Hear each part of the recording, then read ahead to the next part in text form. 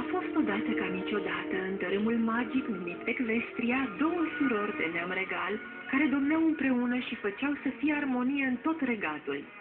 Sora cea mare își folosea puterile de unicorn pentru a ajuta soarele să răsară în zori.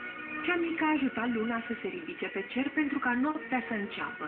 Astfel, cele două surori țineau lucrurile în echilibru pentru supușilor ponei de tot soiul. Dar pe măsură ce timpul trecea, sora cea mică devenea tot mai nemulțumită. Poneii se bucurau și se jucau pe timpul zilei aduse de sora ei, dar se adăposteau și dormeau pe timpul prea frumoasei sale nopți. Într-o zi, sora cea mică a refuzat să mai coboare luna pentru a face loc zorilor. Sora cea mare a încercat să se înțeleagă cu ea, dar furia strânsă în inima mezinei au transformat-o într-o ființă rea a întunericului.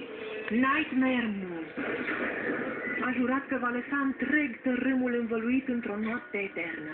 Șovăitoare, sora cea mare a invocat cea mai puternică vrajă din domul poneilor, elementele armoniei. Folosind puterea magică a elementelor armoniei, a reușit să-și învingă sora cea mică și să o alunge pe lună pentru totdeauna. Sora cea mare și-a luat în grijă atât soarele cât și luna, iar armonia a fost menținută în Ecvestria foarte multă vreme.